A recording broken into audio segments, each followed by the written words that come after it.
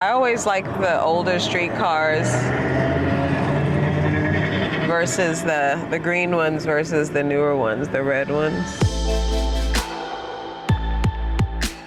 When I was a little girl, my parents would take us on rides when we were kids. And one of my favorite parts of the ride was going on St. Charles Avenue. As you were taking this ride on St. Charles, I don't know, it just seemed happier up here. And it seemed very peaceful. My favorite part about a lot of it were the houses, mansions, what I consider to be mansions. And I would always think about what it was like to live that life.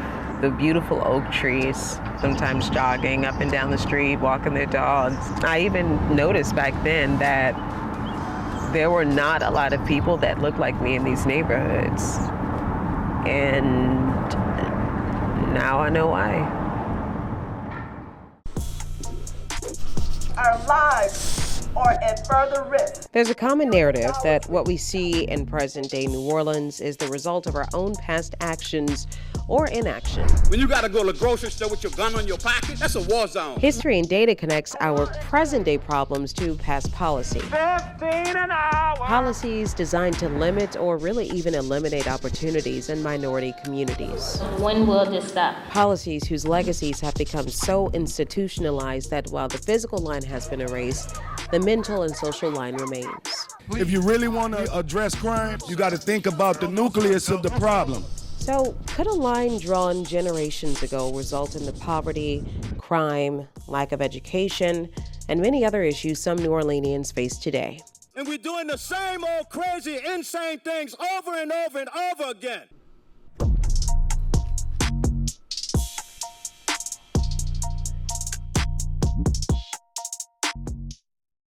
Whatever happens on Josephine Street stays on Josephine Street. It's kind of funky. Is any milk in the refrigerator? Because I just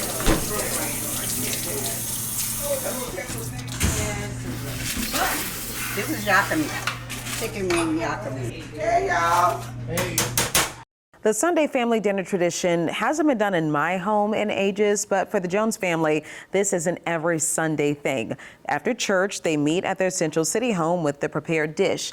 Now, that home is owned by Freddie Jones Sr. He's the patriarch of the family, and he's owned it since 1961. That is when the family moved to New Orleans from Alabama. So they invited me to this Sunday dinner so we can talk a little bit more about their origin story, and they gave me some really interesting history about the home. Cut me a little cornbread, because that's what I'm supposed to be tasting. Okay. Tell us if it's too salty. We got field peas, cornbread, cake, salad, country style ribs, pasta, and rice. What is country style ribs? It's almost like a boneless rib. So Poppy's getting ready to bless the food. Y'all ready? We're ready. The Father, our Lord and Savior Jesus Christ. Thanking you, oh God, for waking me up. And Father, we have food on the table. We can bless this food. Amen. Amen. To make me sick. Cotton. Cotton. Cotton. Pick cotton and flour the mule. So y'all pick cotton? They were sharecroppers. We were sharecroppers. Oh. Yeah. But whatever they got, they had to share. Not share. They take their share and ours. We didn't get none of the cotton, and that's where the money was.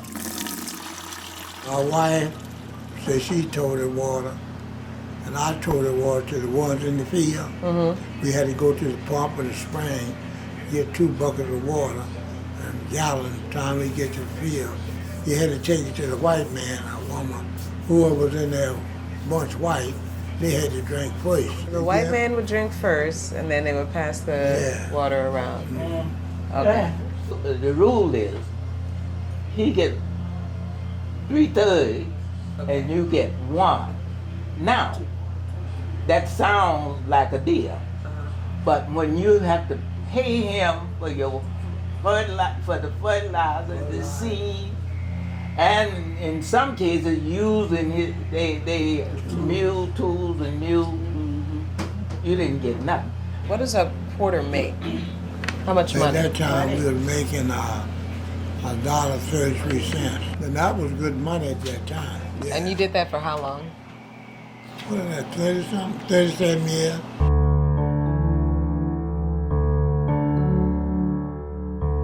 How long did it take for you to save up and to buy the house here? 8 or 9 years. We wasn't saving up. We wasn't saving up. Okay.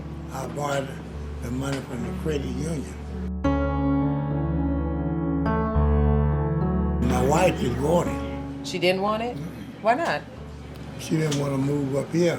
Did she tell you why she didn't want to live here? She didn't like the people. All that cussing and drinking. Well, it was rough, the neighborhood. When we first moved up here, they had a bar on every corner pretty much.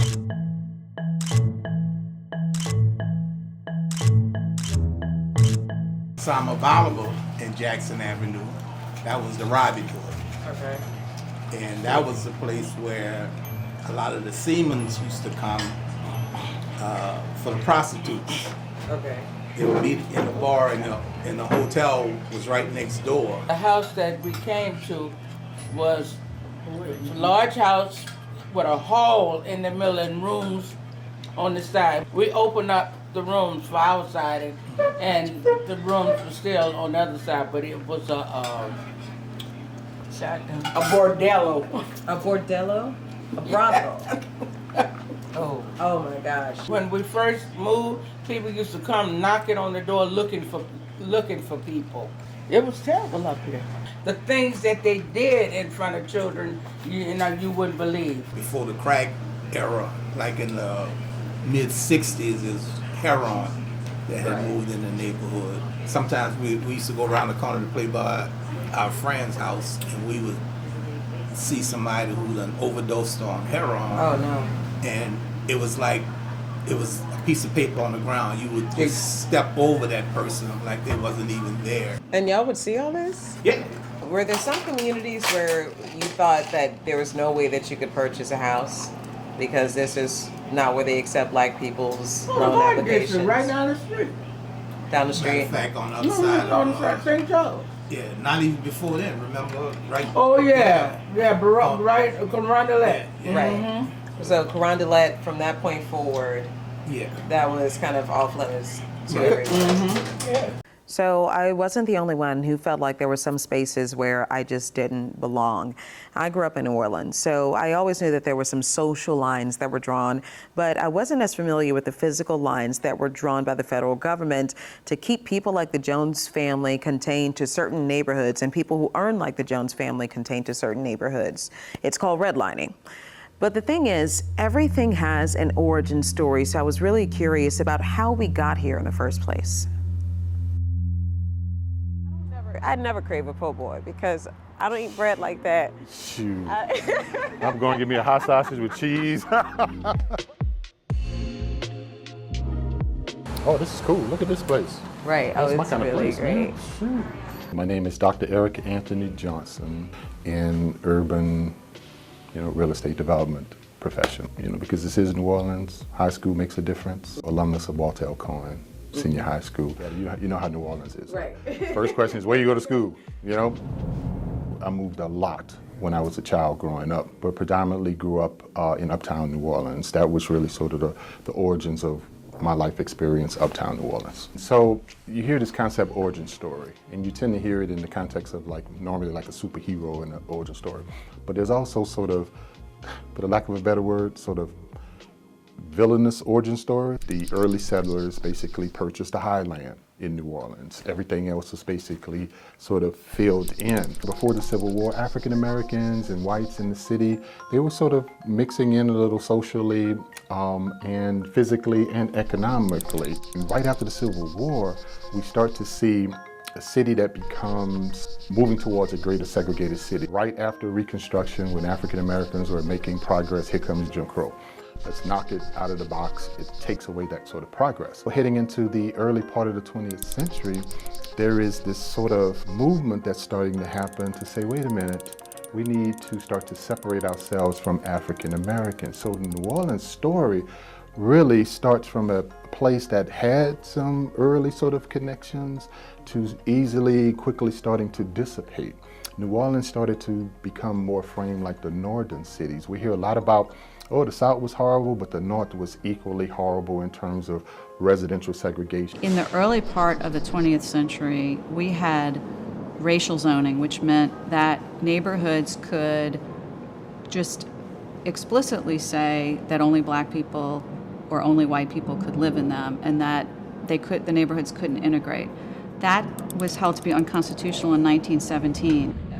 And even then, New Orleans still tried to enact a racial zoning ordinance.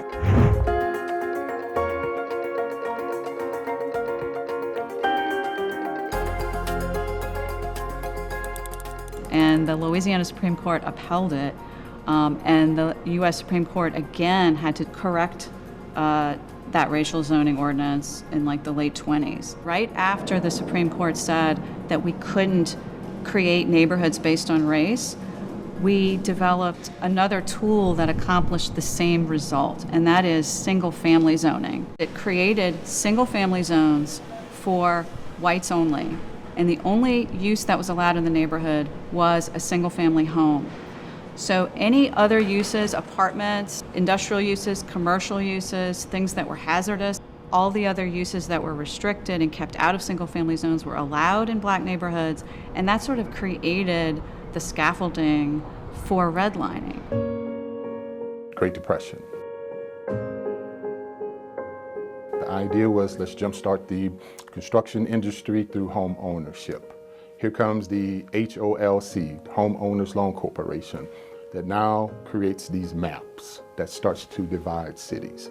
New Orleans is no different. Banks came in and they saw white neighborhoods were created to be the most desirable neighborhoods, the green designation on the redlining map, and black neighborhoods that were set up as overcrowded and hazardous places were of course given the red designation on the map.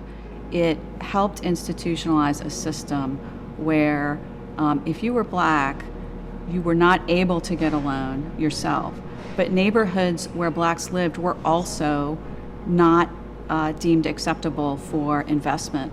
Whites learned that in order to prosper, in order to be eligible for investment, in order to be eligible for mortgage loans, they had to avoid black spaces. These maps started to define the boundaries.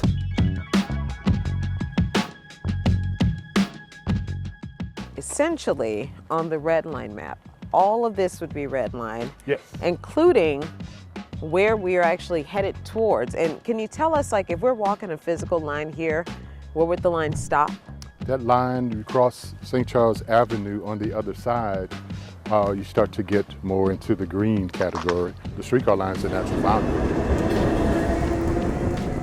right? That begins to create sort of a different feel and some could call it a barricade to the other side. Natural barricades, some unnatural barricades, creates a sort of distinction and separation. So you started to see African Americans become more contained in areas, let's say like a central city. You start to see sort of the outlying areas of basically where African Americans are.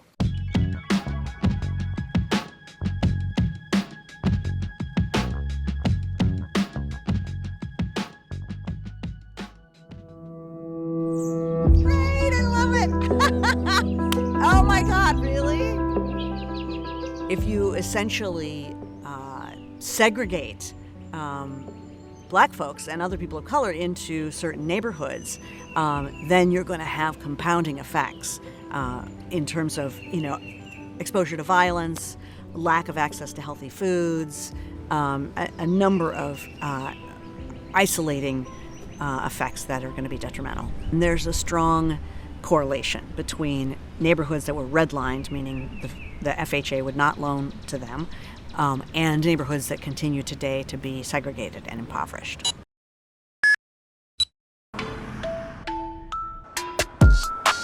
All these people buying up stuff around here. They buying up everything. We don't have nowhere as far as entertainment. You was able to go to Washington for it and watch the band. You was able to go on Claiborne, buy jeans, have none of that. A whole lot is totally different out here. So neighborhoods like Central City are essentially still in the red. Like when you look within the bounds of Central City, you don't necessarily find a fully functioning grocery store. They tried to do this with the Fresh Food Retailer Initiative, and that didn't necessarily work out. Now, when you have a community like this that experiences generational denial, they are bound to feel the weight of that.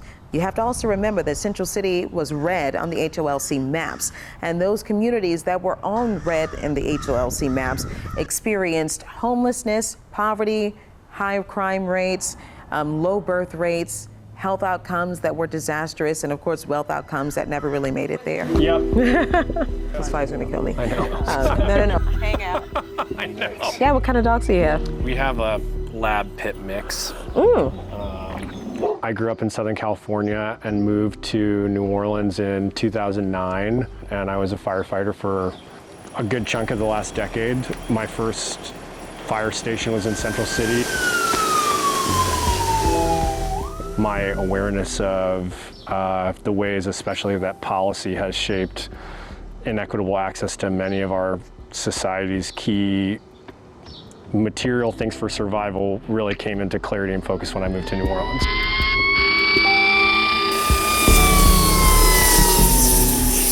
You know, when you're a first responder in Central City, a lot of the calls for service that we get are for folks that are having shortness of breath or complications from heart disease or diabetes.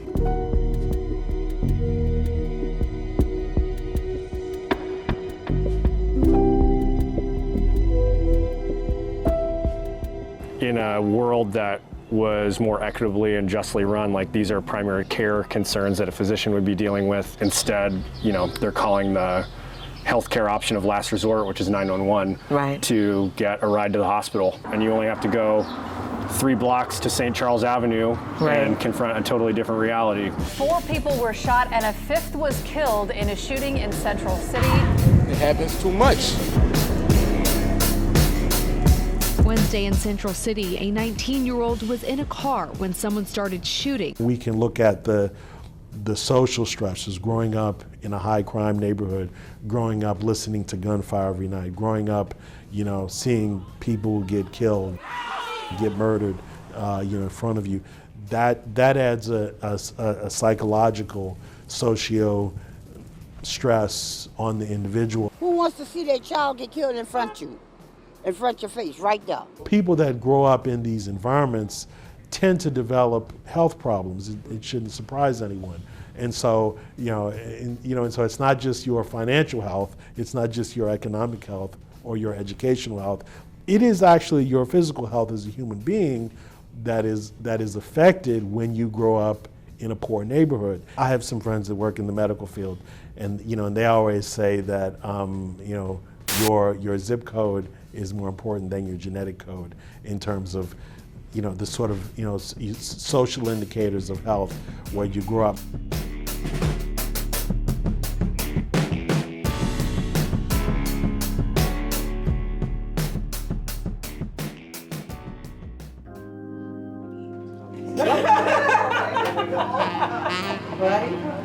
Is there another neighborhood that you looked at maybe that you're interested in, that you wanted to go into? No, well, I didn't have no money. I had to do the best I could with what I had. They didn't have privilege to buy a home. I mean, even up here, they had on homeowners, but most of these properties was owned by whites, and they were renting. Some people had been living here all their lives. Right. It didn't really get started until they started opening up residents, like what's the name of the subdivision out on the lake? Pontchartrain Park? Yeah. Yeah.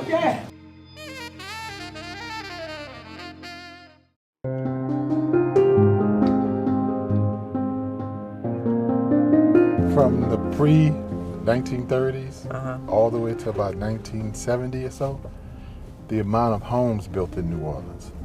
And if you do a simple calculation on what those houses sold for back then and what they sell for today, right? Right. And how much lost wealth as a result of that. you're basically frozen out. You got to think about that. Right. That is like massive.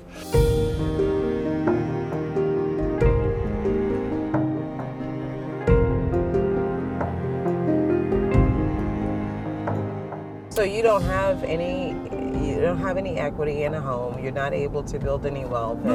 You have nothing to pass on. But it's not just about the house or the type of home that's built, but how whoever lives inside of that home can really determine a community's fate, whether that community is going to be invested into or if it's going to be left in the dust. Now, I learned that the federal and state agencies did everything they can to sort of maintain like a social order. So they did this by placing restrictions on homeowners that they insured. And if you take a look at your deeds right now, those restrictions are not enforceable today, but the language just might still be there.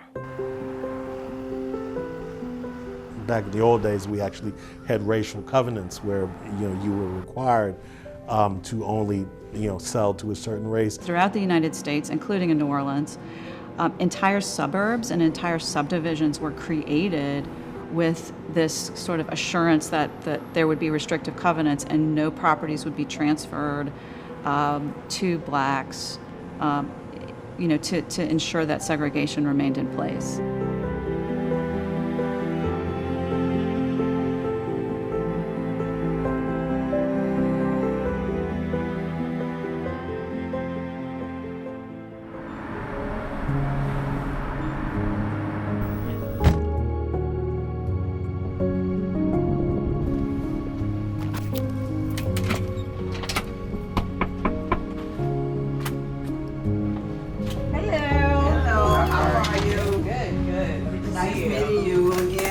I moved here October 1988. Okay. And I rented the house for 18 years. Me and the lady that owned it, Beverly, she was a Caucasian lady, and I had met her mom.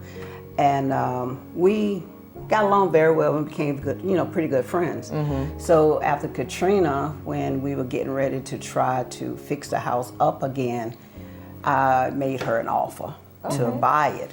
I was just sitting in here one day and I started reading through the deed. When I got to restrictions and I saw this part here that said, no sale of said land or any part thereof shall ever be made to any other than a person of the Caucasian race. Wow. And I was just, what?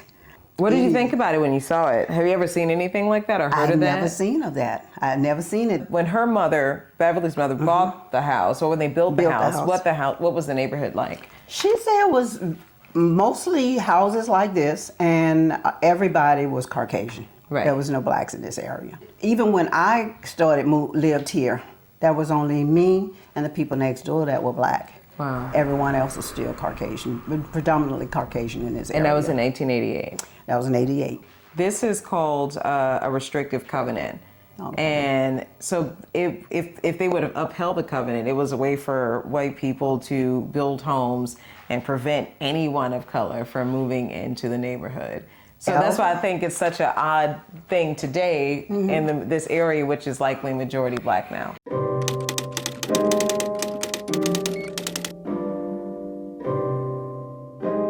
Even after all the old racial covenants were stricken down by the Supreme Court, so even though it couldn't be enforced in law anymore, there was a sort of an unwritten social contract that if you were going to sell your home, if you were a white homeowner and you were going to sell your home, you would only sell your home to another white homeowner because you wanted to maintain the current racial structure of the neighborhood. The reality is we still are a segregated city.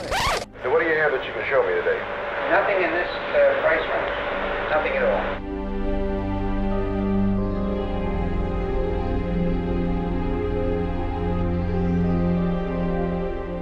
Well, I have to call him and tell him that you are colored. This situation could not have happened without this sort of confluence of actors. Blockbusting is a concept where if you look at the maps and the threat of African Americans moving into your neighborhood presents a challenge to your perceived investments in your property. So If it is viewed that African Americans are going to penetrate that line, I'm concerned about my value. Here comes the Real Estate Association. Even in 1924, they submitted this as part of their code of ethics. They would not support any transactions where loans would be given to African Americans. Real estate agents, white real estate agents, would basically scare the crap out of white homeowners. They would, so for example, hire an African American to drive through the neighborhood playing loud music. Hiring an African American woman to walk down the neighborhood pushing a stroller with black kids in it. Having an African American call a white household using a traditional black name and scare the crap out of them. Right? That's blockbusting.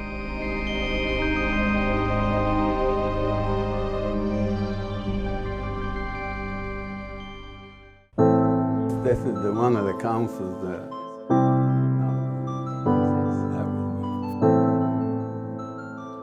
So you go through the process, you get the house, everything goes smoothly. And I thought it was anyway. So you start to move in. Yeah. What happens? The day I was moving, that was March the 13th. I remember that date, 1968, when I was getting ready to move in. The gentleman next door, keeping in mind, all white. I'm moving into the middle of a neighborhood that is all white at the time. And he swore that he would never spend a night in the block with a colored person. So I backed up to move in. He backed up with a U-Haul to move out.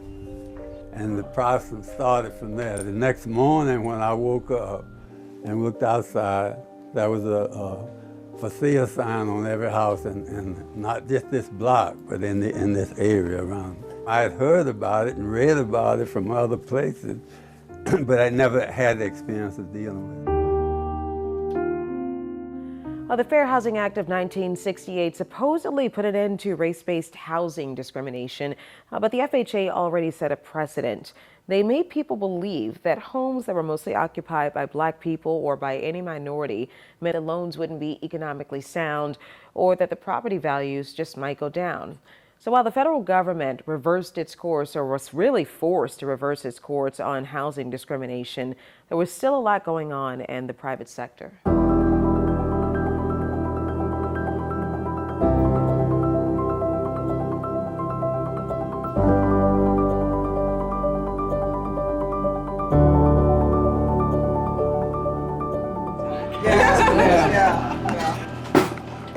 You served in the military, and you were able to get the GI Bill. You had the ability to purchase a home wherever you wanted to purchase a home. Yeah. You told me someone else did not get the ability. My Who was it? My wife's father. Really? And he was a World War II veteran, served in Normandy.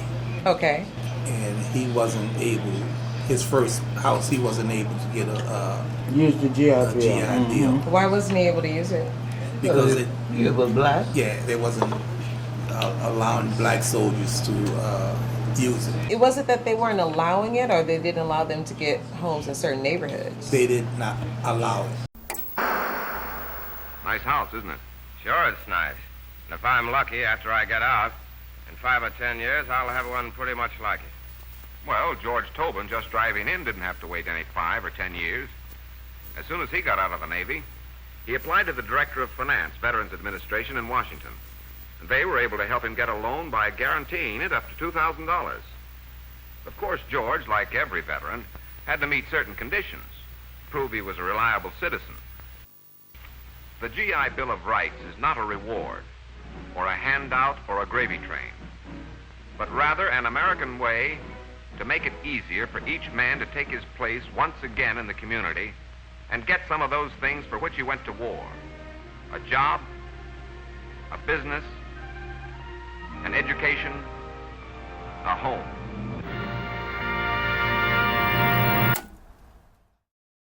Be nice to people. He's the boogie woogie bugle boy of Company B. He is the oldest veteran in the United States.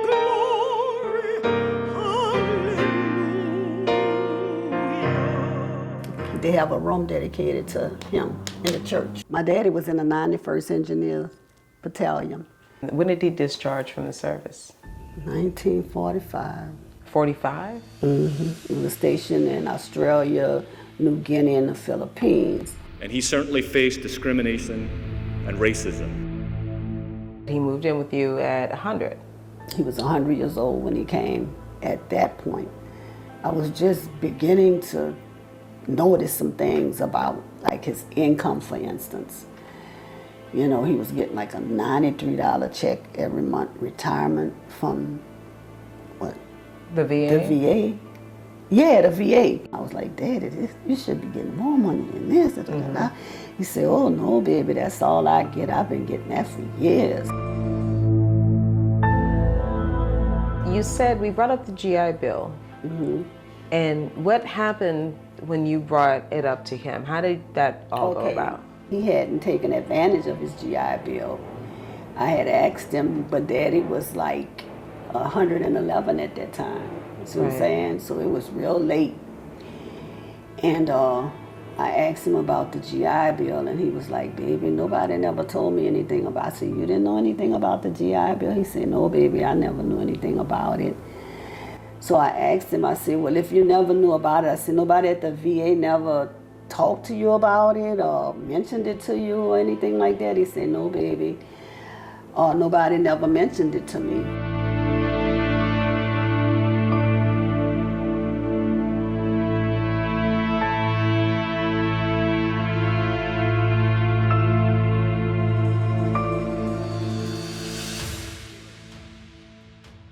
He couldn't read, he couldn't write. He did not know because he was illiterate.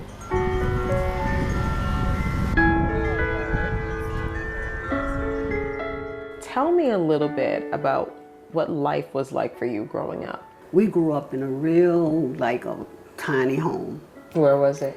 It was on Magnolia Central and City? Phillip. Yeah. Right around the corner from here.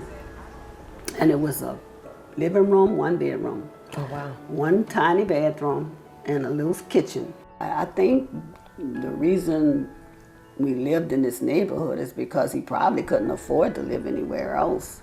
It was a poverty struck area. I guess some of the people that lived in the area, they were wealthy. They did pretty good. They owned their own homes, but we didn't. But I know he was a forklift driver after he got out of the military. He just And he did that. Yeah, he did like a laborer. Did he get any benefits at all? Any help? How was he treated when he got back? He told me the people in Australia treated him better than the people here in America.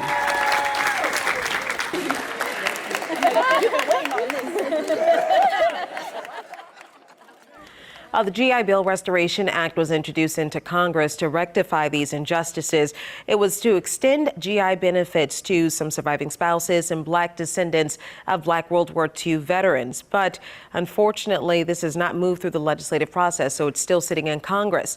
Now, there were some Black GIs who were able to take advantage of their GI benefits, but some of them were facing limited housing stock, while others were relegated to housing that was directly connected to hazardous land. This is kind of like the example of what was happening to African Americans. You know, we're going to build homes for you in less desirable areas, you know, and having to live next to power lines and former incinerators. On the surface, this community looks like it's decent,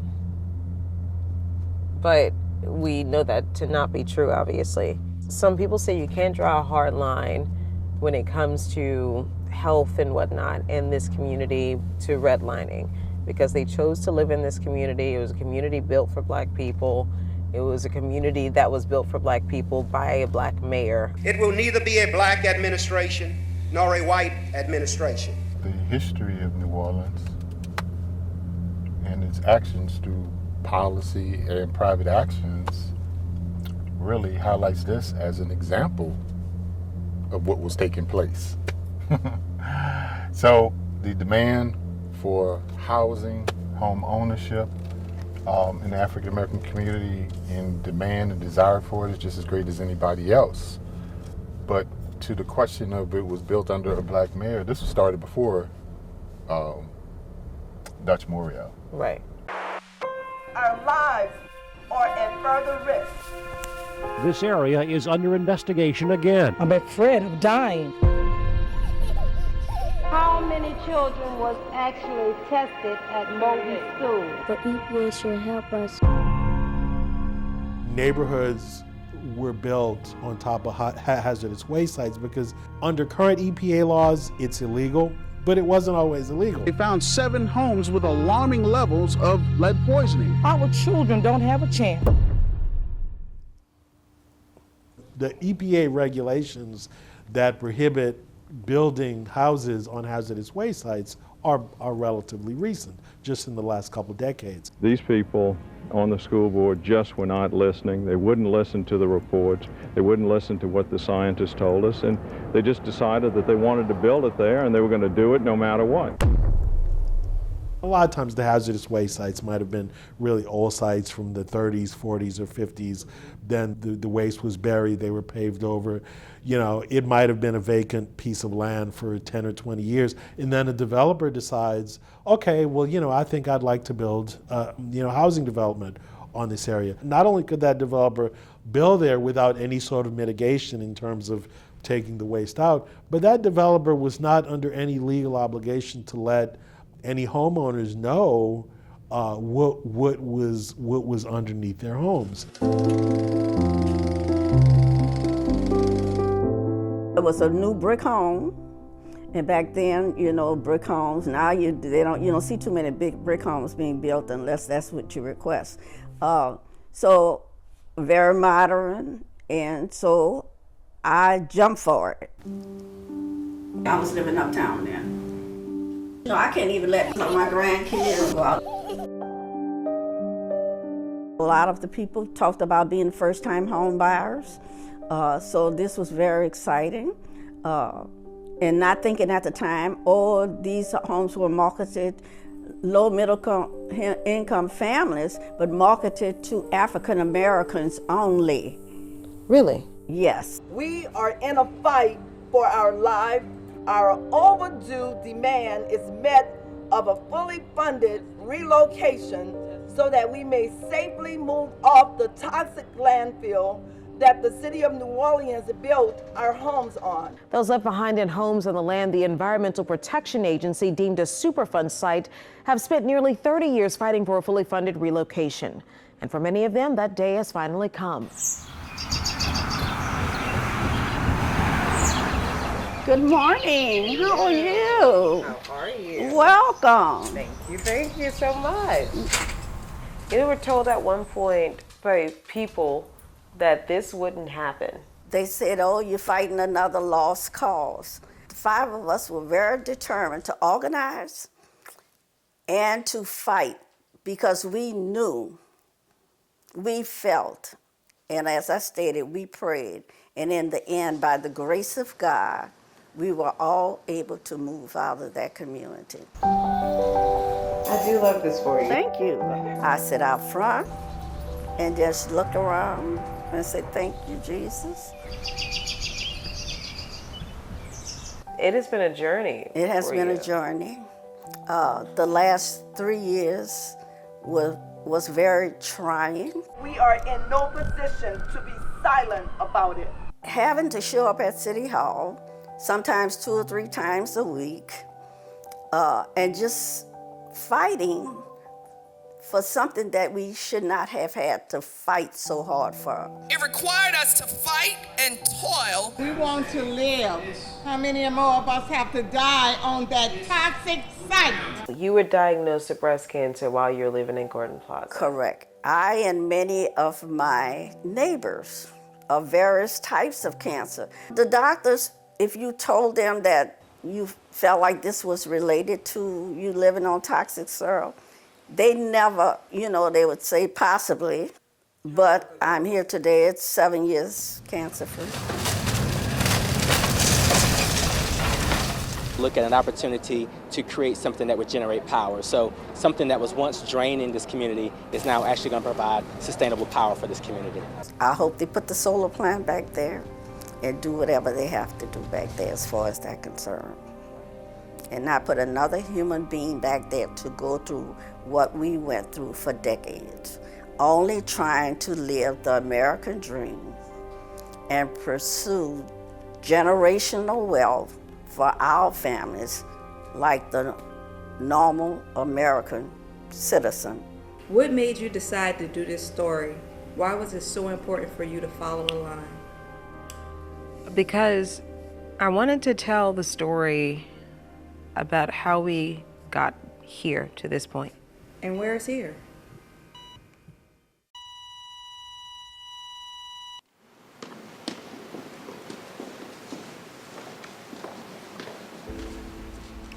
Discriminatory lending practices by financial institutions still exist. Unfortunately, redlining remains a persistent form of discrimination that harms minority communities.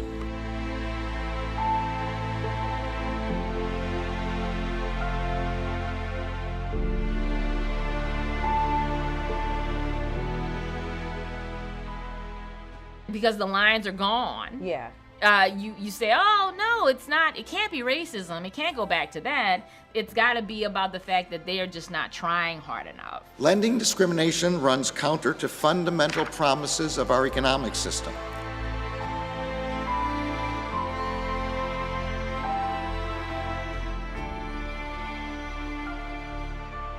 Instead of looking at how the system, how those red lines have constrained and deprived that family and the family next door to them and the family in that entire block and in that part of that city, how they've all been deprived of opportunity by these lines that have disappeared, except in their lives. When people are denied credit simply because of their race or national origin, their ability to share in our nation's prosperity is all but eliminated.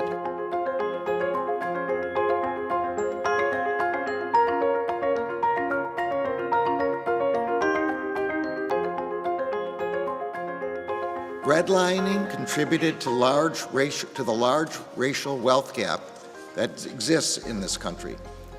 The practice made it extremely difficult for people of color to accumulate wealth. That discrepancy in wealth is clearly reflected in current home ownership rates.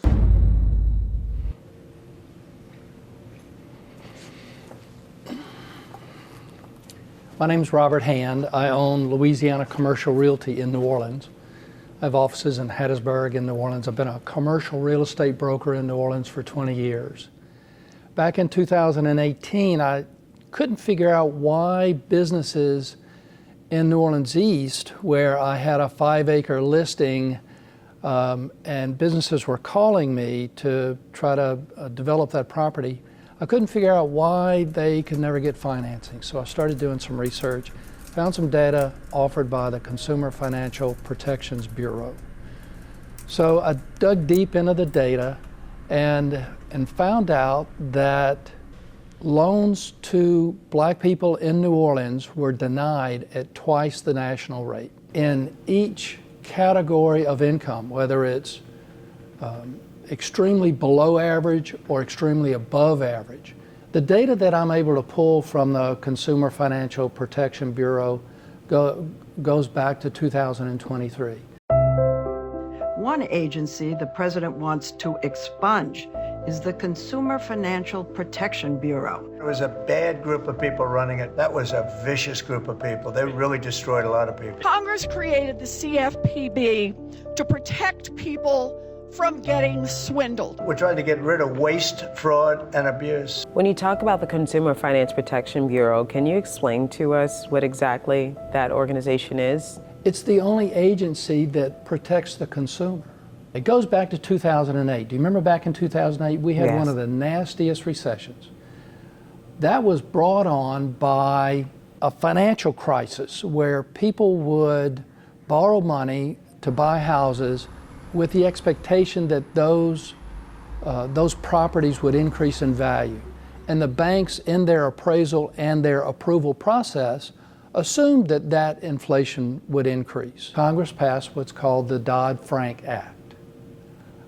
What we're dealing with is a Consumer Financial Protection Bureau whose mission is to protect the consumer and prevent this kind of fraud from happening again. We virtually shut down the out-of-control CFPB, escorting radical left bureaucrats out of the building and lock in the doors behind them. What is the risk that we run by eliminating this agency? There's no watchdog. I mean, even with the data, this has been going on since we know of in 2009 and long before then. If we don't have the data, then we don't know more about the problem to fix it. There have been a number of laws and proposals set to address housing discrimination and housing inequality, helping to prevent it. There have been zoning laws. There's nonprofits, the Greater New Orleans Housing Alliance. There was even a vote that was passed by New Orleans voters recently where 2% of the city's general fund would go towards preserving and building affordable housing, again, addressing that disparity. But there's only one city in the nation that has actually taken the step to right the wrongs by putting money directly into the Black residents' pockets in form of reparations.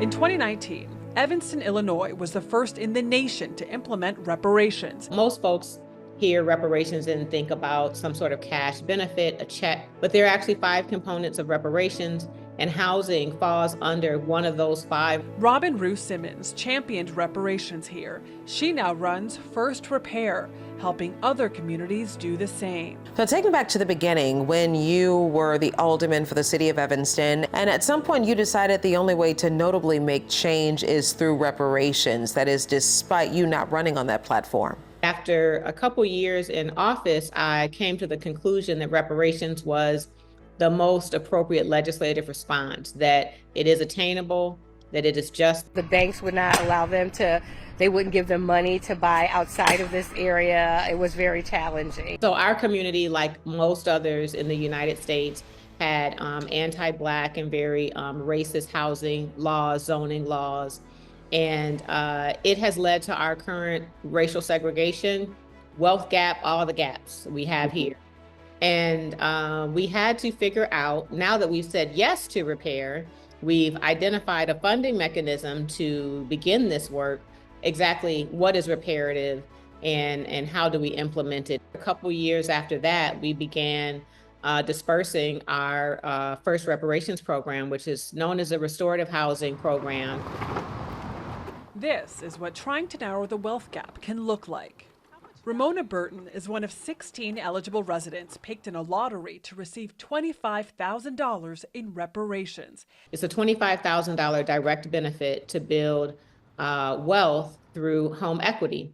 The grant could be used in a few different ways, and eventually cash was one of those options for residents that needed to be more nimble. So what has been the response from the community? It's done so much to change hearts and minds. Business as usual has kept us racially divided, and there are new ways that we can approach reparations that aren't creating a race riot. We have the nation's largest Black-owned bank, Liberty Bank, that committed to reparative financial products. So we have a community that now has access to fair lending and other financial tools and learning that can multiply their wealth. Well, the passion for home ownership for me is very personal. Liberty Bank has branches in 11 states and is the only Black bank in the country with more than $1 billion in assets. And if you take a look at America today, most wealth in America is through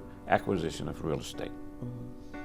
Whether it's investment real estate, whether it's commercial real estate, or residential properties. That's where most of the wealth comes from. There's financial freedom.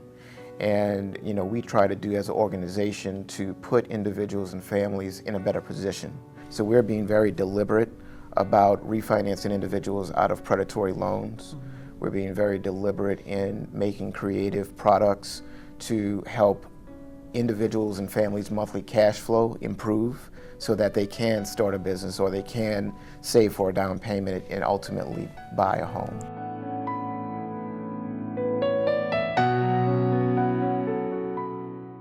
Back in '72, Norman Francis, the chairman of the board, and it was his brain thrust that moved us to starting a bank back in 1972. And the need was huge back then. The need was huge. primarily just from a home ownership position and to borrow money. Back then, most of the African Americans borrowed money from finance companies that perhaps had more than double-digit interest rates. The water is steady rising in the attic, ma'am. And I'm drowning in the attic. Coming all through the floors, through the doors. Pray for me, here. Oh, sir, I will pray. I'm going to have to pray for everybody, even myself. If you look at the rest of the city, you will see there's a direct correlation between race, income, and a lower flood elevation. Generally speaking, the poor folks and the black folks are going to be in the lower flood elevations. When we woke up, they had water coming right through the floors, and that's when we had to go to the attic. The only exception to that is the Lakeview area, and the Lakeview area is a white wealthy area simply because it's right next to lake, and so as a principle of real estate, if you're close to a body of water, if you're close to a waterfront, the property values go up. My mother and I, we're stranded in the attic, and she's a diabetic. And so people wonder why, oh, well, it just seems like, whenever we have a hurricane and things flood, it seems like, more black folk are on top of houses needing to be rescued than white folk. Trying to get the attention of rescuers. And people need to understand there's a specific historic reason. It was deliberate political activity. It just seemed like that as soon as good things were happening for Louisiana people, the rug would be pulled out. The former governor is talking about the Kathleen Babineau Blanco Road Home Program, the biggest housing recovery effort in American history. One of the things that the Road Home did was it used pre-storm value to cap assistance. Now, the insanity of that, right? Like, we got to, number one, that is insane. A disaster has happened. Who cares what it was worth before the disaster? The point of the program is to get people home, to get them to rebuild. The argument is through no fault of their own, they have been injured. That is why the federal government is allocating billions of dollars with a B. That is what the people of this country and the people of the world expected. Yeah. So why, when you get down to the bureaucracy, does the policy start with, let's cap this based on what the property is worth? The $10 billion Road Home Program got money to 40,000 homes in the city, but as many as 6,000 of them remain blighted all these years later. The blight is particularly high in neighborhoods like the Florida area, Central City, and the lower 9th Ward. I quickly found that because of the way they had created the program, the Road Home Program, and giving grants based on the value of the house, not on the cost of rebuilding each house, you ended up in a situation where the same exact house, same size, same materials in two different neighborhoods, one majority black, one majority white, were getting different amounts of money because of the historically lower values of homes in black neighborhoods. We have properties that have been untouched since the day of the storm. The NAACP Legal Defense Fund and Fair Housing Group sued to say that this was discrimination, racial discrimination, and it never concluded in court. But you said that settling outside of court kind of was a missed opportunity for them to correct some of the wrongs of the past. This was a huge disaster. We can almost start fresh, start over, and correct the wrongs of the past where people in black neighborhoods had devalued homes because of redlining, because of these historic inequities with home lending. And that all of that could have been wiped away if they had created a program that was more equitable, and they missed the opportunity. And I don't think that there was any evidence that that was done on purpose. In fact, there were a number of things that they implemented, including additional grants for lower income people that was supposed to wipe away some of those historic inequities based on how much people made, based on their income. The problem was you had middle class black families who made too much money to qualify for that, but still lived in majority black neighborhoods where the values of the homes were depressed and were affected by redlining over many, many decades, and they were excluded from any of those additional grants. Now we're going into the east. Man. This is called the ghettoization of a community. What does that mean? That means you're pushing all the low-income people out in this direction, which from a spending pattern is counter to industry locating in the community. The lack of investment, it's the broken window theory.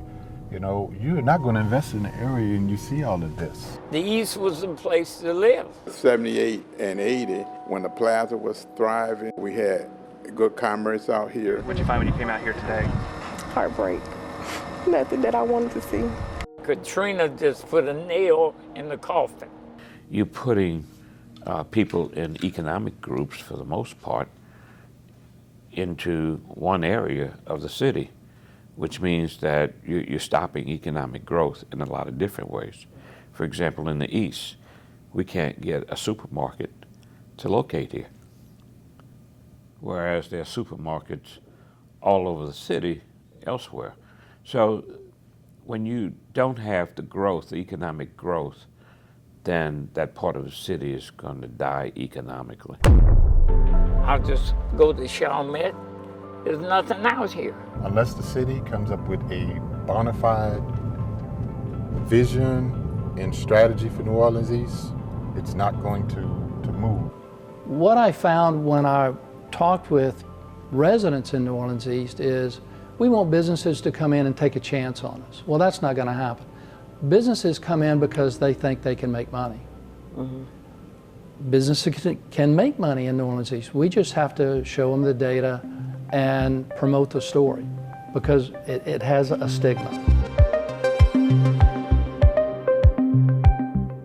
So I did the research. I dug deep into where people are spending their money that live there. They spend $82 million, but there are only $53 million in grocery store sales. That's a gap. Mm-hmm. That's an opportunity for a business to come in and capture that $29 million difference. So what I found was a misperception that New Orleans East does not attract businesses. They're spending money, they're just not spending it in New Orleans East. Mm-hmm.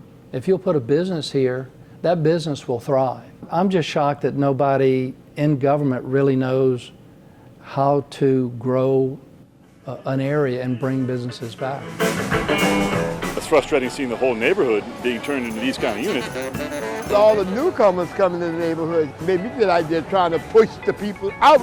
Things are steadily changing around here, you know, like around the corner, those buildings that they're the Airbnbs or whatever they are. When we grew up, we had no idea that would ever happen. A paper came out that they maybe want to change that to a hotel. Do you want to keep the house in the family? Do you want to keep this house? Yeah. Yes. So even if things are developing around you all and you're getting pressure to sell, you're not going to? Well, I'm not.